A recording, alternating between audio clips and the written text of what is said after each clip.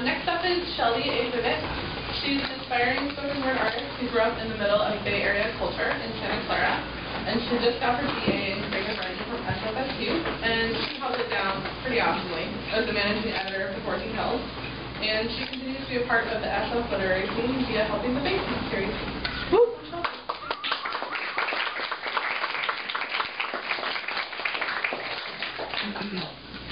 Thank you, Cheyenne, and Closing Homes, and thank you, Soja, and Love and for being here.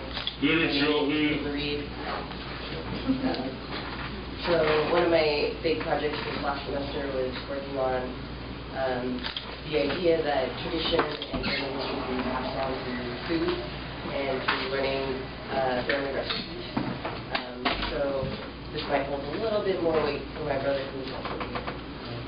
But I hope that you can enjoy it as well. It starts with miracles of fish and loaves, a love story and betrayal, bread and wine, the story of moving on. Vivit means she lives.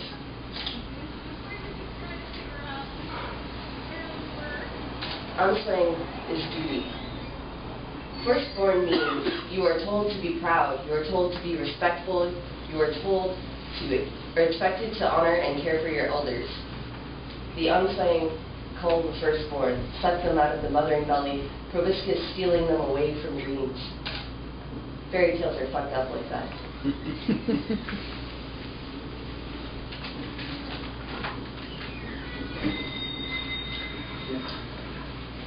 First you make the dough.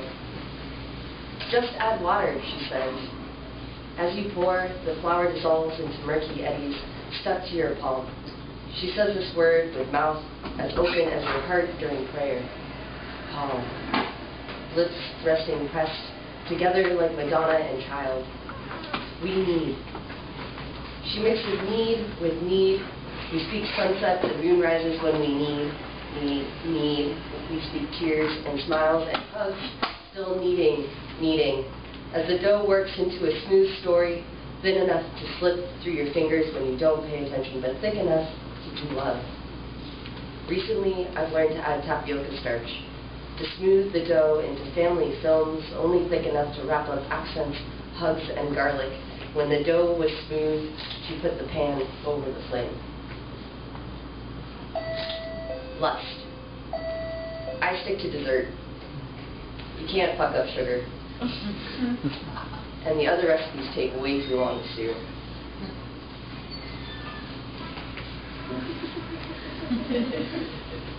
Is this your catechism? Banana blossoms plucked. We were too hungry, hiding, abandoned. Gunshots leaving darkness huddle. Collect rain in a bamboo hole. Brother buried when soldiers first appear.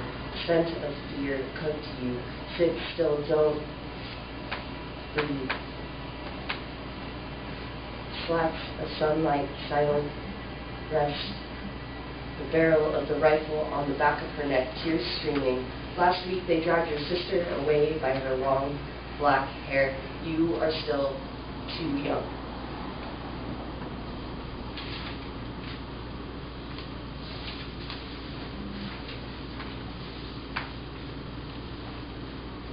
Cherries. Dad showed how to pick the sweet ones that can stand tall as trees or dance on your tongue like pop rocks, ones that sink deep into crimson but reciprocate your gentle touch, the ones that smell of the ripening of summer the way Neruda speaks of love. We used to pick them straight from the branch, shooing birds and squirrels away from the coveted rubescent globes, eating these heavy sunsets by the handful, leaving only by way of the white picket fence, satin pink petals falling softly in the new heat. The cherries looked as hearts do, red and red and red when our teeth bit through to the seed, the small kernel of hope that centers all bleeding things.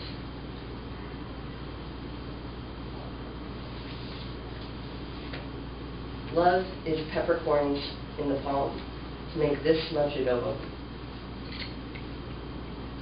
Heavy accent telling me through Dad's whispered translations, ginger, Baileys, soy sauce, peppercorns, and this is your grandpa, my dad. He's been chicken browned the chicken in the warts. He fought 3 of them for a pan, then add more soy sauce, vinegar, bullets with the name America. With Grandma, we wait. Turn the heat low. Stir every home.